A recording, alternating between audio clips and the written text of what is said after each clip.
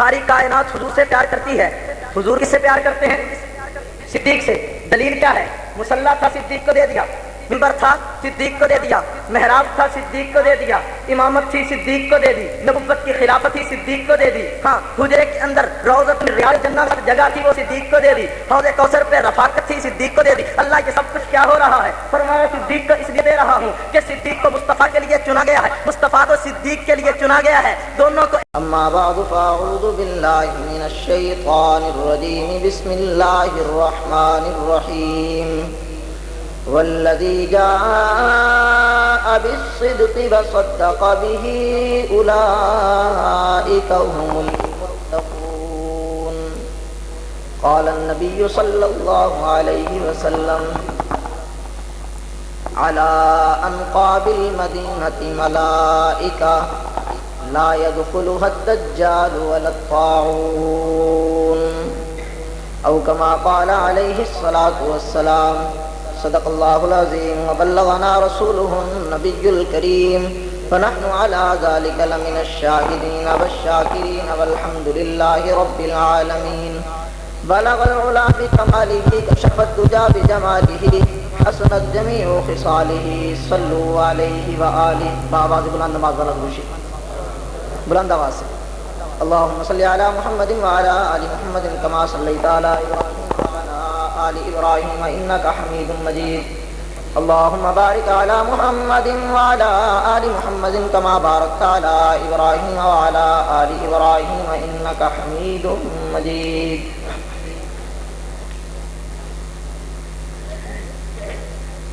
صدیق کے لقب کے سزاوار ہو تمہیں، صدیق کے لقب کے سزاوار ہو تمہیں، نازاں ہے جس پہ روح صداقت تمہیں تو ہو. شیر خدا نے چشم بصیرت سے دیکھ کر،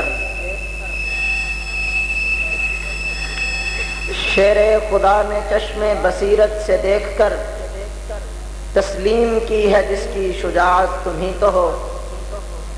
اونچا نہیں ہے کوئی بشر انبیاء کے بعد، واللہ شاہکار رسالت تمہیں تو ہو. میرے انتہائی واجب الاحترام، انتہائی قابل تکریم، معزز مکرم محترم دوستوں، بزرگوں، بھائیوں، انتہائی معزز اور مکرم محترم علماء کرام، آج پہلی مرتبہ مظفر آباد ضلع ملتان میں خلیفہ بلا فصل سیدنا صدیق اکبر صارق رضی اللہ تعالیٰ عنہ کانفرنس کے عنوان سے معنون اس بابرکت پروگرام میں شرکت کی سعادت حاصل ہو رہی ہے. چونکہ قائد محترم تھوڑی ہی دیر کے بعد آپ حضرات کے سامنے اسٹیج پر جلوہ افروز ہونے والے ہیں، تو میں انتہائی مختصر وقت میں آپ حضرات کے سامنے شان صدیق اکبر کی چند ایک جھلکیاں پیش کرنا چاہوں گا. لیکن گزارش یہی ہوگی کہ جس طرح وقت کی نزاکت کا میں خیال کروں، اسی طرح وقت کی تنگی اور نزاکت کا آپ بھی احساس کریں. اور آپ کا احساس یہ ہوگا کہ آپ بڑے باذوق ہو کر بیٹھیں تاکہ مجھے لمبی چوڑی تمہید باندھنے کی ضرورت نہ پڑے، میں بلا تمہید اپنی گفتگو کا آغاز کر سکوں. ٹھیک ہے کہ نہیں؟ چلیں گے ساتھ؟ سارے بلند آواز سے ایک مرتبہ سبحان اللہ کہہ کے دکھائیں تاکہ پتہ چلے. اسی طرح اگر کہتے رہیں گے تو انشاءاللہ سینہ کھلے گا اور میں آپ کے سامنے چند ایک موتی شان صدیق اکبر پہ عرض کرنے کی سعادت حاصل کر سکوں گا.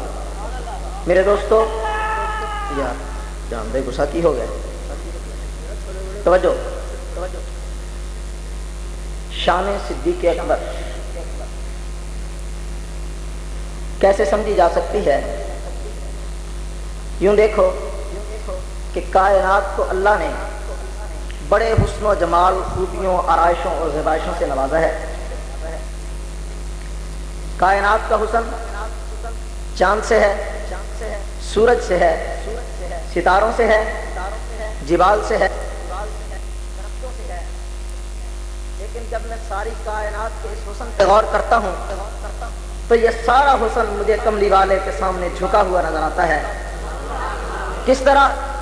اگر میں چاند سے پوچھوں چاند تجھے کس سے پیار ہے، چاند بولتا ہے کہ مجھے آمنہ کے لال سے پیار ہے.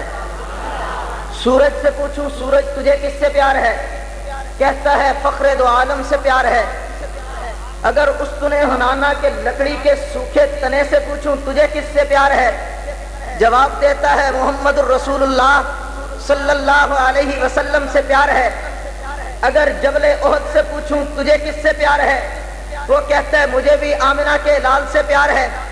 اگر میں ابو جہل کی مٹھی میں بند کنکریوں سے پوچھوں کہ تمہیں کن سے پیار ہے، وہ بھی کہتی ہیں کہ ہمیں فخر دو عالم سے پیار ہے. جو درخت جھک جھک کے سلامی دے رہے ہیں ان سے پوچھوں تمہیں کن سے پیار ہے، وہ کہیں گے ہمیں بھی فخر دو عالم رحمت کائنات سید الانس والجنات سے پیار ہے. میرے دوستو، کائنات کی ہر چیز کو فخر دو عالم رحمت کائنات شافع محشر ساقی کوثر سیدنا محمد رسول اللہ صلی اللہ علیہ وسلم سے پیار ہے.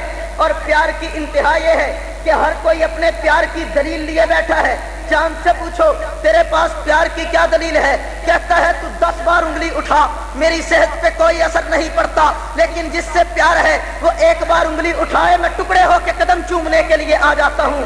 میرے دوستو، سورج سے پوچھا جائے سورج تجھے پیار ہے، دلیل کیا ہے، وہ بولتا ہے آمنہ کے لال کی اثر کی نماز قضا ہوئی ہے، پیغمبر نے ایک مرتبہ اشارہ کیا ہے اور جس سے پیار تھا اس کے اشارے پہ پلٹ کے آ گیا ہوں، پیار تھا تو آیا ہوں. درختوں سے پوچھا تجھے کیسے پیار ہے، وہ کہتا ہے میرے پاس سے چودھری گزرے مجھے کوئی اثر نہیں، لیڈر گزرے کوئی اثر نہیں، چیف آف آرمی اسٹاف گزرے کوئی اثر نہیں، ملک کا صدر گزرے کوئی اثر نہیں، لیکن آمنہ کا لال گزرے میں جھک کے سلام کرتا ہوں. پیار نہیں ہے تو اور کیا ہے؟ ہاں، جبل احد سے پوچھ لو، جبل احد پہ پیغمبر کے قدم آتے ہیں، جبل احد حرکت میں آ جاتا ہے. یہ تو حرکت کا لفظ میں نے استعمال کیا، میں اپنے اکابر پہ اعتماد کرتے ہوئے حضرت اقدس حکیم الامت مولانا اشرف علی تھانوی کے لفظ استعمال کرتا ہوں. حضرت تھانوی فرماتے ہیں وہ درخت حرکت میں نہیں آیا، اس درخت پہ لرزہ طاری نہیں ہوا، بلکہ میرے پیغمبر کے قدم آئے اور درخت کو اتنا لطف آیا، درخت کو اتنا سرور آیا. اور جس طرح سامعین خطیب کی تقریر سن کے جھومتے ہیں اور پیغمبر کی تلیاں لگنے کی وجہ سے احد جھومنے لگ گیا ہے، صدیق کی تلیاں لگنے کی وجہ سے احد جھومنے لگ گیا ہے. احد جب جھوما ہے، میں نے پوچھا احد کیوں جھومتے ہو، جواب آتا ہے کہ میرے اوپر کوئی آئے مجھے کوئی فرق نہیں پڑتا، آج میرا پیارا آیا ہے، آج میرا لاڈلا آیا ہے، آج میرا محبوب آیا ہے، میں جھوموں نہ تو اور کیا کروں. بات سمجھ آ رہی ہے؟ ساری کائنات کو حضور سے چاند کو پیار، ستاروں کو پیار، سورج کو پیار. توجہ کر، میں ایک اور مسئلہ حل کرتا چلوں. مٹھی کس کی ہے؟ ابو جہل کی. کس کی؟ ہاں، مکہ کے بہت بڑے فرعون کی، مشرکوں کے بہت بڑے پادری کی، بہت بڑے سردار کی. مٹھی ایک کافر کی ہے، مٹھی ایک ظالم کی ہے، مٹھی ایک ستمگر کی ہے. کنکریاں ہاتھ میں پکڑی ہوئی ہیں. رسول اللہ سے پوچھتا ہے اگر بتلا دو ہاتھ میں کیا ہے تو میں تمہیں نبی تسلیم کر لوں گا. رسول اللہ نے جواب میں فرمایا اور مجھ سے کیا پوچھتے ہو، ہاتھ والی سے پوچھ لے کہ کس کے بارے میں سوال ہو رہا ہے. ہاتھ والی سے پوچھتا ہے، کہتا ہے بتلاؤ یہ کون ہے. وہ ہاتھ سے کنکریاں بول رہی ہیں اشہد ان لا الہ الا اللہ و اشہد ان محمدن عبدہ و رسولہ. یہ کنکریاں اس لیے نہیں بول رہی کہ مولوی تجھے بتلائے. کنکریاں ابو جہل کی مٹھی میں بولی تو جھومنے لگ جائے، اور نئی نئی کنکریاں بول کے اور تجھے سبق سکھلا رہی ہیں. اور ایمان کا دعویٰ کرنے والے اور عشق رسالت کا دعویٰ کرنے والے اور کنکریوں کا نبی سے پیار دیکھ لے. کنکریاں عام زمین پہ نہیں پڑی ہوئی، کنکریاں آزادی کے ساتھ علیحدہ نہیں پڑی ہوئی، کنکریاں مٹھی میں بند ہیں، ظالم کی مٹھی میں، ستمگر کی مٹھی میں، پابندی میں جکڑی ہوئی ہیں. لیکن اس کے باوجود وہ کنکریاں تجھے سبق پڑھا رہی ہیں. لاکھ پابندیاں ایک طرف، لاکھ ستمگر ایک طرف، لاکھ ظالم ایک طرف، ساری پابندیاں ایک طرف، کائنات کی ساری رکاوٹیں ایک طرف. ابو جہل کی مٹھی ہو، فرعون کا شکنجہ ہو، کنکریاں اس کے باوجود کلمہ آمنہ کے لال کا پڑتی ہے، تجھے سبق دے رہی ہے. حکومت رکاوٹ ڈالے تب تو نے اپنے مشن کا کام کرتے رہنا ہے، اس لیے کہ نظریہ ان پتھریوں نے نہیں چھوڑا، ان کنکریوں نے نہیں چھوڑا. اور تو مومن ہے، تو ایمان والا ہے، عشق رسول کا دعوے دار ہے. اور پھر اپنا نظریہ مت بدل کسی ظالم کے ظلم کی وجہ سے، اور کسی ستمگر کے ستم کی وجہ سے، اور کسی لعنتی کے لعنتی کردار کی وجہ سے. اور تجھے اپنا نظریہ، اپنا موقف، اپنا مشن نہیں بدلنا چاہیے، بلکہ آپ کو آج فیصلہ کرنا ہے کہ ہم نے ان کنکریوں سے سبق سیکھنا ہے جس طرح ان کنکریوں کو محمد الرسول اللہ سے پیار ہے. ہمیں بھی آمنہ کے لال سے، ہمیں بھی فخر دو عالم سے. آپ سوچ رہے ہوں گے کہ کانفرنس کا عنوان ہے سیدنا صدیق اکبر، مولوی کہہ رہا ہے کنکریوں کو نبی سے پیار ہے. سوچ رہے ہیں نا، کنکریوں کو نبی سے پیار ہے، چاند سورج ستاروں کو بولو یار، حجر و شجر کو نبی سے پیار ہے، حتیٰ کہ جنات کو نبی سے پیار ہے، حیوانات کو نبی سے پیار ہے. اب واقعات کی تفصیل میں جانے کا وقت نہیں، ورنہ میں بتلاتا کہ جانوروں کو نبی سے اتنا پیار کہ جو اونٹنی نبی کی سواری بنے، رسول اللہ دنیا سے رخصت ہو جائیں. علامہ ابن کثیر رحمہ اللہ فرماتے ہیں کہ وہ اونٹنی چند دنوں کے بعد بھوکی پیاسی رہ کے دنیا سے رخصت ہو جاتی ہے نبی کے فراق میں. اونٹنی کو نبی سے پیار، سواریاں کو نبی سے پیار، حیوانات کو نبی سے پیار، حتیٰ کہ کائنات کو نبی سے پیار، انبیاء کو نبی سے پیار، مومن کو نبی سے پیار، ایمان والے کو نبی سے پیار، ملائکہ کو نبی سے پیار، اور اللہ کو نبی سے پیار، رب کو نبی سے پیار، سب کو نبی سے پیار. اللہ یہ کیا ہو رہا ہے، بتلانا کیا چاہتا ہے؟ فرمایا ساری کائنات اس سے پیار کر رہی ہے، اور جس کو آمنہ کا لال کہتے ہیں اس سے پیار کر رہی ہے، جس کو فخر دو عالم کہتے ہیں اس سے پیار کر رہی ہے، اور جس کی آنکھوں کو ما زاغ البصر وما طغى کہتے ہیں اس سے پیار کر رہی ہے، اور جس کے چہرے کو والضحیٰ کہتے ہیں اس سے پیار کر رہی ہے، اور جس کے سینے کو علم نشرہ کہتے ہیں، اور جس کی چادر کو مزمل کہتے ہیں، اور جس کے کمبل کو مدثر کہتے ہیں اس سے پیار کر رہی ہے، اور جس کی سیرت کو اسوہ حسنہ کہتے ہیں، ہاں یہ اس سے پیار کر رہی ہے، جس کو محمد و احمد کہتے ہیں، مختار کہتے ہیں، محمود کہتے ہیں، قاسم کہتے ہیں، عاقب کہتے ہیں، حاشر کہتے ہیں، امی کہتے ہیں، ہاشمی کہتے ہیں، اللہ کا لاڈلا کہتے ہیں، محبوب خدا کہتے ہیں، اور ماہر القادری تو کہتا ہے رسول مجتبیٰ کہیے، محمد مصطفیٰ کہیے، خدا کے بعد بس وہ ہیں، پھر اس کے بعد کیا کہیے؟ شریعت کا تقاضا ہے کہ ختم المرسلی کہیے، شریعت کا تقاضا ہے کہ ختم الانبیاء کہیے، محبت کا تقاضا ہے کہ محبوب خدا کہیے. ساری کائنات اس سے پیار کر رہی ہے جس کو محمد کہتے ہیں صلی اللہ. اللہ کیا بتلانا چاہتا ہے؟ فرمایا ذرا ایک قدم آگے بڑھ کے فاروقی اس کی طرف دیکھ لے کہ رب اس سے پیار کرے، کائنات اس سے پیار کرے. ذرا رسول اللہ سے پوچھ لیجئے آقا آپ کو کس سے پیار ہے؟ نہیں سمجھے؟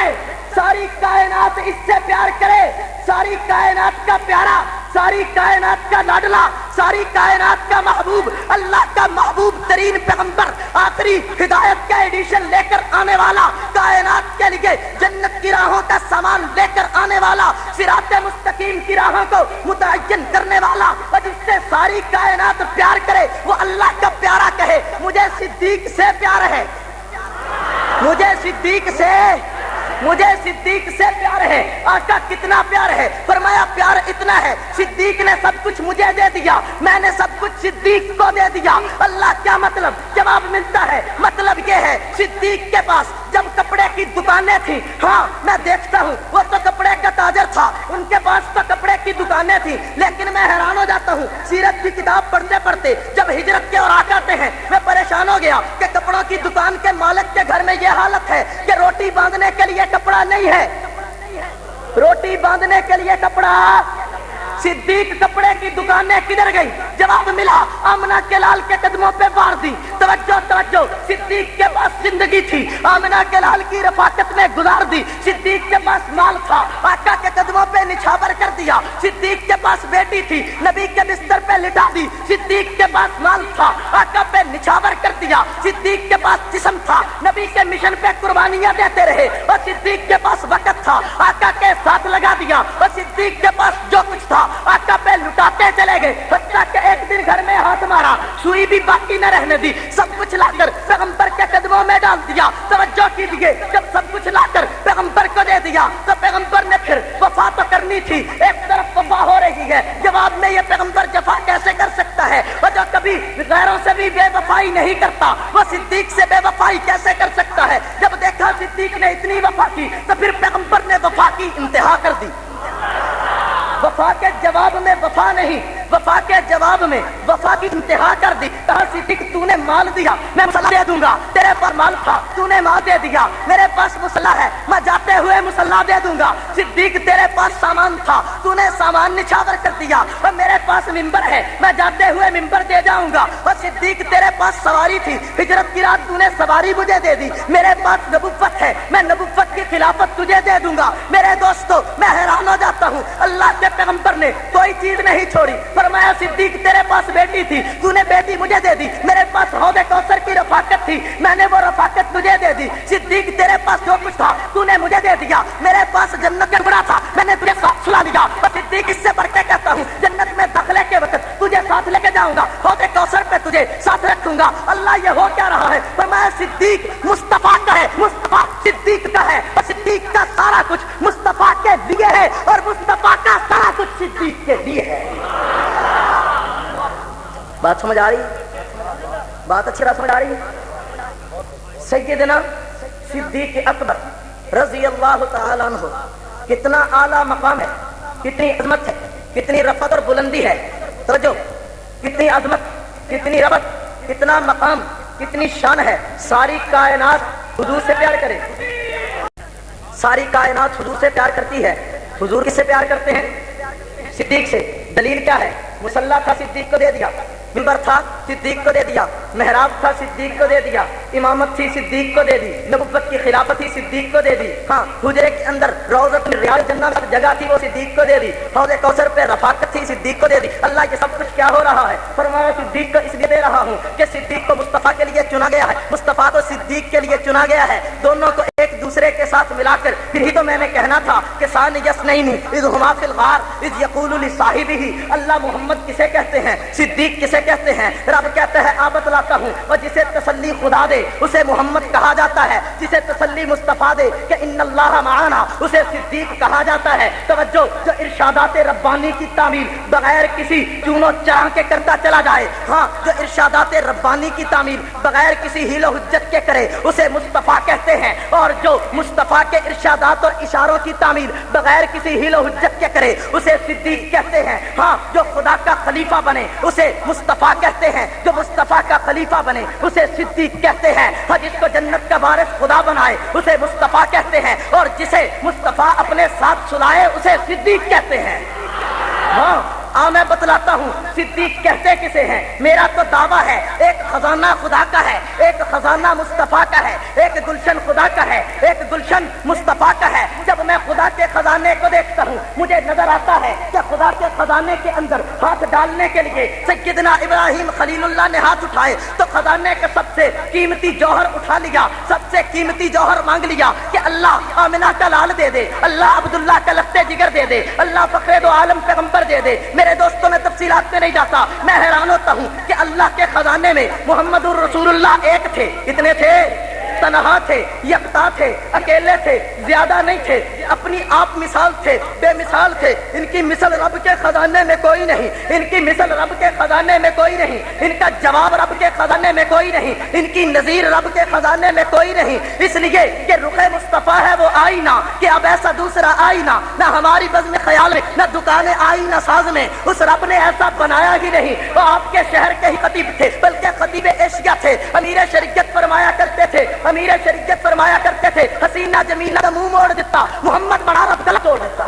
ہاں محمد اسے کہتے ہیں جو خدا کے خزانے میں بے مثال ہو، جس کی مثال خدا کے خزانے میں نہ مل سکے۔ صدیق اسے کہتے ہیں جو مصطفیٰ کے گلشن میں بے مثال ہو۔ میرے دوستو اگر اسی بات کو کھولوں تو یوں کھولا جا سکتا ہے کہ مصطفیٰ اسے کہتے ہیں جو معراج کی رات انبیاء کا امام بن جائے، اور صدیق اسے کہتے ہیں جو نبی کے بعد صحابہ کا امام بن جائے۔ مصطفیٰ اسے کہتے ہیں اور جو کائنات میں انبیاء کے اوپر فوقیت رکھتا ہو، اور صدیق اسے کہتے ہیں انبیاء کے بعد ساری کائنات پر فوقیت رکھتا ہو۔ میرے دوستو میں جب دیکھتا ہوں مجھے نظر آتا ہے خدا کے خزانے میں محمد کا جواب نہیں، اور محمد کے گلشن میں صدیق کا جواب ہے۔ اور کون ہے صدیق؟ ایسے نہیں صدیق کہتے ہی اس لیے ہیں کہ صدیق کی ہر ادا میں صداقت ہے۔ ویسے نہیں کہہ دیا صدیق، مذاق میں نہیں کہا، جذبات میں آ کر نہیں کہا، حقیقت کی عکاسی کرتے ہوئے اللہ کے پیغمبر کی زبان فیض ترجمان گوہر فشان سے وحی کی طرح پاکیزہ الفاظ نکلے ہیں۔ آقا نے صدیق اکبر کا لقب دیا ہے، آقا نے صداقت کا سرٹیفکیٹ دیا آقا نظر آیا تھا کہ صدیق کہہ دیا ہے، فرمایا اس کی آنکھوں میں صداقت نظر آئی تھی اس لیے صدیق کہہ دیا ہے، اس کی پیشانی پہ نور صداقت نظر آیا تھا اس لیے صدیق کہہ دیا ہے، اس کی گفتار میں صداقت نظر آئی تھی اس لیے صدیق کہہ دیا ہے، اس کے وعدوں میں صداقت نظر آئی تھی اس لیے صدیق کہہ دیا ہے، اس کی یاری میں صداقت نظر آئی تھی اس لیے صدیق کہہ دیا ہے، اس کی وفا میں صداقت نظر آئی تھی اس لیے صدیق کہہ دیا ہے، اس کے ایمان میں صداقت نظر آئی تھی اس لیے صدیق کہہ دیا تھا، اس لیے اس کے پیار میں صداقت نظر آئی تھی اس لیے صدیق کہہ دیا ہے، اور اس کی رفاقت میں صداقت نظر آئی اس لیے صدیق کہہ دیا، اس کی صحابیت میں صداقت نظر آئی اس لیے صدیق کہہ دیا، اور اس کے اندر ہر پہلو سے حتیٰ کہ اس کے گھرانے میں صداقت نظر آئی اور اس کی بیٹیوں میں صدیقہ نظر آئی اس لیے صدیق کہہ دیا، اور اس کے گھرانے میں صداقت، اس کے خاندان میں صداقت، اس کے چلنے میں صداقت، اس کے بولنے میں صداقت، اس کے کردار میں صداقت، اور جب پیغمبر نے اس کو صدیق کہہ دیا اور میں کیوں نہ کہوں اور صدیق کے اکبر تیری صداقت پہ اور کیسے کس کا کلام ہوگا کہ دونوں عالم میں بعد نبیوں کے اونچا تیرا مقام ہوگا، خدا کے قرآن میں شان تیرا اور نبی کے فرمان میں شان تیرا، اور ڈرتا ہے تجھ سے وہی کمینہ جو خالی نطفہ خراب ہوگا، اور نبی کے پہلو میں تیرا مسکن، رش کے عالم ہے تیرا مسکن، اور خدا کی جنت بھی جس کا ترسے وہ کتنا بھی احتشام ہے۔ ہاں صداقت دیکھ کر نبی نے کیا کہا؟ بولو نا، صدیق صداقت دیکھ کر نبی نے کیا کہا؟ توجہ کر توجہ، صداقت دیکھ کر آقا نے صدیق اکبر کا لقب دیا۔ اللہ، یہ صداقت مل کیسے گئی؟ کون سی یونیورسٹی سے ملی یہ صداقت؟ یہ اتنی صداقت آ کہاں سے گئی؟ جواب ملتا ہے ہجرت کی رات پہ غور کر، تجھے پتا چل جائے گا کہ صداقت کہاں سے آئی۔ اللہ کیسے پتا چلے گا؟ توجہ کر، میں قرآن کی بات کرتا ہوں کہ مجھے نظر آتا ہے قرآن کے صفحات میں کہ سیدنا ابراہیم خلیل اللہ کا ایک بیٹا ہے۔ توجہ رہے گی تو بات سمجھ آئے گی، میں مثال سے بات سمجھانا چاہتا ہوں۔ سیدنا ابراہیم خلیل اللہ کا ایک بیٹا ہے، کیا نام ہے؟ اسماعیل۔ کیا نام ہے؟ اسماعیل۔ بچپن ہے، چھوٹے سے ہیں، لاشعوری کا عالم ہے، ابھی نبوت نہیں ملی، نبی بننا ضرور ہے لیکن ابھی نبوت نہیں ملی، چھوٹے سے ہیں، لا کر وادی غیر ذی زرع میں ڈال دیے گئے۔ توجہ رہے گی تو بات سمجھ آئے گی کہ میں سمجھانا کیا چاہتا ہوں۔ وادی غیر ذی زرع میں لائے گئے، سیدنا اسماعیل کی ایڑیاں زمین پہ رگڑی جا رہی ہیں۔ توجہ، ایک ایسا پیغمبر جس کو ابھی نبوت نہیں ملی، ایک ایسی شخصیت جس نے شعور کے ساتھ ایڑیاں نہیں رگڑی، جس نے زمین پہ ایڑی اپنی مرضی سے نہیں رکھی، بغیر شعور کے بلا وجہ معلوم نہیں کہ میں کیا کر رہا ہوں، لا شعوری طور پہ ایڑیاں زمین پہ رگڑی ہیں، خدا نے زمزم کا چشمہ جاری کر دیا۔ میرے استاد مکرم، میرے پیر و مرشد حضرت مولانا محمد ضیاء القاسمی سارے قید رحمت اللہ علیہ، وہ فرمایا کرتے تھے لوگوں، وہ پانی جو اسماعیل کی ایڑیوں کے نیچے سے نکلا زمزم کہلایا، اور شان اس پانی کی یہ ہے کہ نہ اس کا رنگ بدلتا ہے، نہ اس کی خوشبو بدلتی ہے، نہ اس کا ذائقہ بدلتا ہے، اور جو ایک ایسے شخص کی ایڑیوں کے نیچے سے نکلے اور جو ابھی نبی نہیں بنا، لا شعوری کے عالم میں ایڑیاں رگڑے، اس کی ایڑیوں کا اثر تو یہ ہے کہ زمین پہ رگڑ کھائے تو وادی غیر ذی زرع سے چشمہ نکلے۔ توجہ، چشمہ نکلے زمزم کا، ایسے زمزم، ایسے پانی کا جو 100 سال بھی پڑا رہے تو رنگ نہیں بدلتا، 100 سال بھی پڑا رہے خوشبو نہیں بدلتا، ذائقہ نہیں بدلتا۔ میرے دوستو، اگر اسی مثال کو سامنے رکھو گے تو بات سمجھ آ جائے گی کہ ایک پیغمبر بچپن کی حالت میں لا شعوری میں ایڑیاں رگڑے تو اثر اتنا زیادہ ہے کہ اس کے اثر سے نکلنے والا پانی نہ اپنا رنگ بدلتا ہے، نہ اپنی خوشبو بدلتا ہے، نہ اپنا ذائقہ بدلتا ہے۔ اور پھر مجھے کہنے دے، ایک پیغمبر 52-53 سال کی عمر میں نبوت ملنے کے 13 سال بعد اور صدیق اکبر جیسے صحابی رسول کے کندھوں پہ آئے، اب اس کے کندھوں پر جس میں نبوت رکھے، کندھوں پر وجود نبوت رکھے، اور وجود نبوت جب رکھ دے، بتلاؤ پھر پیغمبر کی ایڑیاں کہاں پہ آئی ہوں گی؟ بولو نا بلند آواز سے، کہاں پہ؟ سینے پہ۔ توجہ کر، جو لاشعوری طور پہ ایڑیاں زمین پہ رکھے، چشمہ زمزم کا پھوٹتا ہے، جو پورے شعور کے ساتھ جان بوجھ کر سعادت دینے کے لیے، صداقت دینے کے لیے اپنا وجود کندھوں پہ رکھ دے اور کندھوں پہ رکھ کے ایڑیاں سینے پہ رکھ دے، اور پھر مجھے کہنے دے اگر ذبیح اللہ کی بچپن میں لگی ہوئی لاشعوری طور پر ان ایڑیوں کی رگڑ سے زمزم کا چشمہ نکلا ہے، اور پھر مجھے کہنے دے حبیب اللہ کی نبوت ملنے کے 13 سال بعد اور نبوت کے فیضان کی جب بارش ہو رہی تھی، اس وقت پیغمبر کی ایڑیاں اور جب صدیق کے سینے سے رگڑ کھائی ہے، صدیق کا طریقہ نہیں بدلتا، صدیق کا راستہ نہیں بدلتا، بلکہ وہ جس دن سے مصطفیٰ کی انگلی پکڑ کے ساتھ چلا ہے، رب محمد کی قسم آج تک وہی ساتھ ہی ہے، واپس نہیں آیا۔ توجہ، ہاں صدیق کیا نام ہے؟ ہاں صدیق کہتے کسے ہیں؟ کہوں صدیق صداقت کا وہ انمول گوہر ہے، صدیق صداقت کا وہ انمول گوہر ہے جس گوہر یکتا پہ محمد کی نظر ہے۔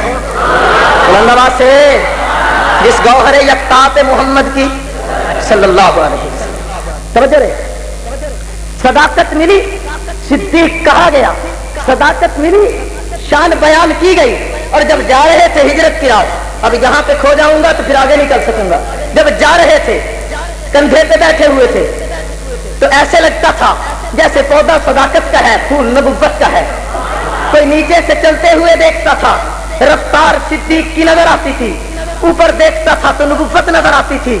ہاں جب آگے چلے تو غار کے دھانے پہ جا کر صدیق اکبر رضی اللہ تعالیٰ عنہ کے کندھوں سے حضور اتر گئے۔ اب اترے تو کوئی لانتی آ کر یہ کہہ سکتا تھا سعادت تو ملی تھی جناب لیکن حضور نے واپس لے لی، نیچے اتر گئے۔ کوئی کہہ سکتا تھا کذاب کے غصے میں آ کے اتر گئے، لیکن رسول اللہ نے کہا صدیق ذرا غار کا چکر لگا کے باہر آؤ۔ غار کا چکر لگا کے آئے، اندر گئے، اندر جانے کے بعد صدیق کی گود کو تکیہ بنا لیا،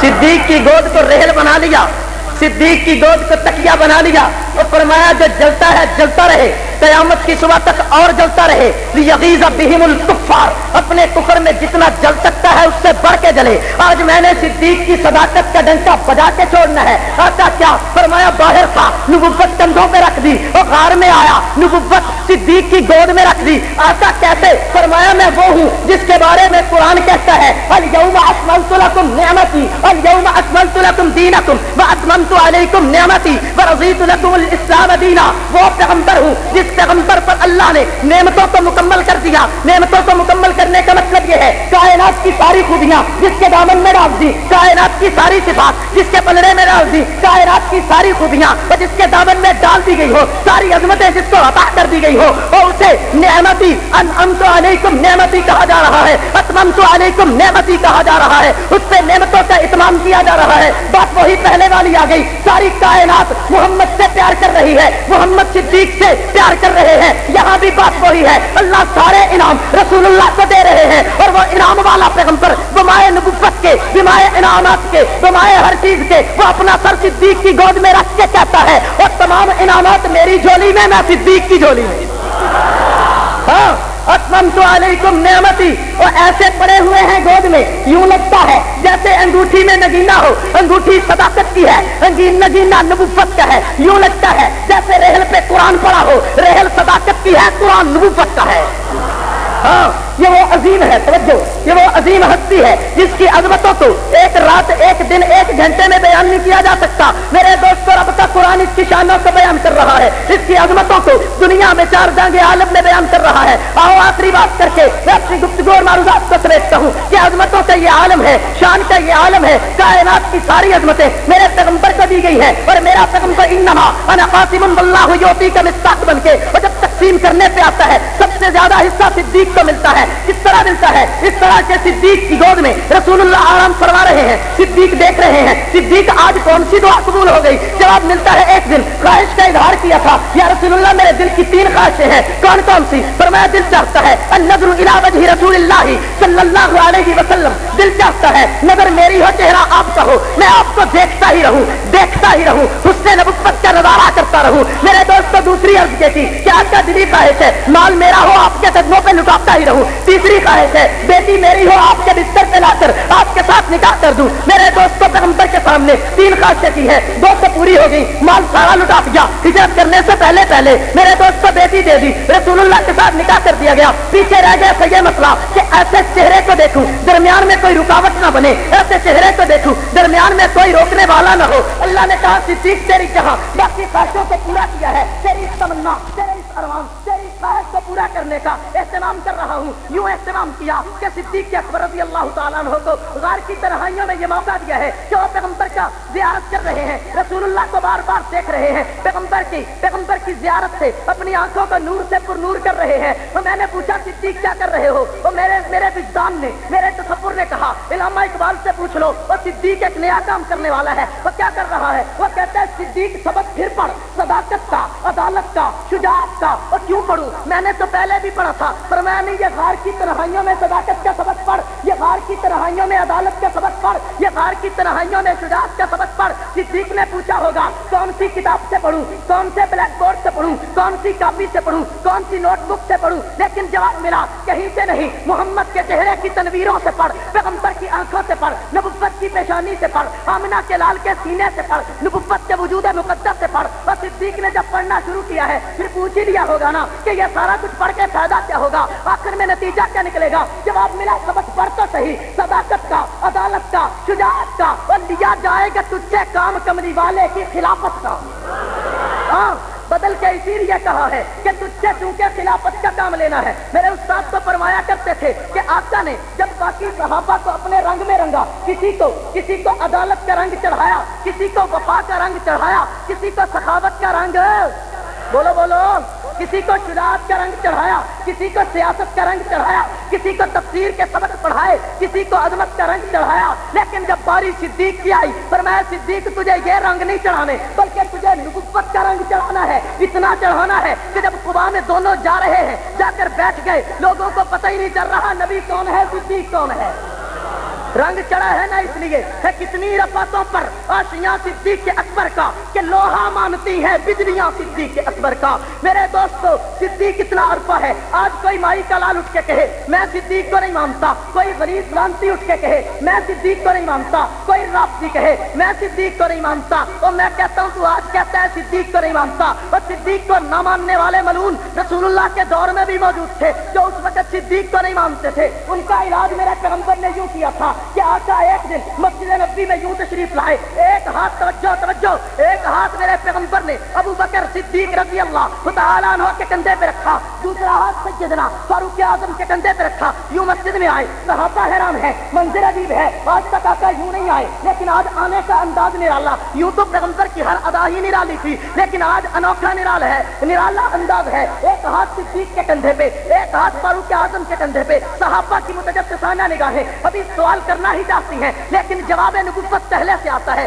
فرمایا پریشان ہونے کی ضرورت نہیں، انا و ابو بکر و عمر خلقنا من تربۃ واحدہ. ہم چونکہ ایک مٹی سے پیدا کیے گئے ہیں، اب کسی نے جلنا ہے جلے، الٹا لٹک جائے، چیختا رہے، چلاتا رہے. میں اعلان کر رہا ہوں نبوت کی زبان سے وما ينطق عن الهوى ان هو الا وحی یوحى. اور قرآن کے الفاظ کی صورت میں جس طرح قرآن کے الفاظ پاکیزہ ویسے میرے پیغمبر کے فرمان پاکیزہ. اور میرے پیغمبر اعلان کر رہے ہیں جس نے جلتے ہیں جلنا ہے جلتا رہے، قیامت کی صبح تک جلتا رہے. میں اعلان کر رہا ہوں کذالک، توجہ سے دیکھ لو، اچھی طرح دیکھ لو. یہ ہاتھ صدیق کے کندھے پہ ہے، خوب دیکھ لو. یہ ہاتھ فاروق کے کندھے پہ ہے، خوب دیکھ لو. آقا کہنا کیا چاہتے؟ فرمایا کذالک، اسی طرح ہاتھ ایسے ہی صدیق کے کندھے پہ ہوگا، اسی طرح ہاتھ ایسے ہی فاروق اعظم کے کندھے پہ ہوگا.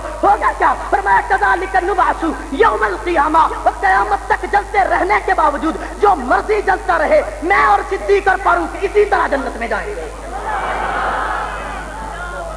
ہاں کوئی کہتا ہے میں نہیں مانتا، نہ مانے. صدیق کی عظمت سے کیا ہے؟ ساری دنیا الٹی لٹک جائے، سیدنا صدیق اکبر کی عظمت پہ کوئی اثر پڑتا ہے؟ ساری دنیا بھونکنے لگ جائے، سیدنا صدیق اکبر کی عظمت پہ کوئی اثر پڑتا ہے؟ میں کہتا ہوں بھونکنے والے نے بڑا بھونکا، لکھنے والوں نے بڑا کچھ لکھا، بکواس کرنے والوں نے بڑی بکواس کی. لیکن آؤ میں بتلاتا ہوں ان کا بکواس کرنا صدیق کو، توجہ، رفیق مصطفیٰ بننے سے روک سکا؟ نہیں روک سکا.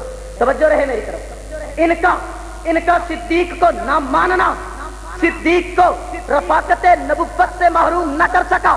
ان کا سیدنا صدیق اکبر کی خلافت کا انکار کرنا صدیق اکبر کی صحابیت کی نفی نہ کر سکا. ان کا سیدنا صدیق اکبر کو نہ ماننا اور ہجرت کی رات رسول اللہ کو صدیق کے کندھوں پہ آنے سے نہ روک سکا. ان کا نہ ماننا صدیق کی بیٹی کا نبی کے بستر پہ آنا نہ روک سکا. ان کا انکار کرنا سیدنا صدیق اکبر کو عظمتوں کا تاج پہننے سے نہ روک سکا. ان کا انکار کرنا سیدنا صدیق اکبر کو رسول اللہ کے بعد امامت کے مصلی پہ آنے سے نہ روک سکا. ان کا انکار کرنا اور سیدنا صدیق اکبر کی گود میں نے رسول اللہ کے سر آنے سے نہ روک سکا ان کا انکار کرنا، اور رسول اللہ کے ساتھ صدیق کو سو جانے سے نہ روک سکا، اور پھر مجھے کہنے دے یہ حوض کوثر پہ جاتے ہوئے بھی ان کا نہ ماننا، ان کا انکار، ان کی بکواس صدیق کو حوض کوثر کی رفاقت سے نہیں روک سکے گی۔ اور پھر اس سے بڑھ کے کہتا ہوں یہ جتنا مرضی زور لگا لے اور صدیق کو مصطفیٰ کے ساتھ جنت میں جانے سے بھی نہیں روک سکیں گے۔ میرے دوستو اس لیے نہیں روک سکیں گے کہ میں اپنی بات کو اسی بات سے ختم کرنا ہے،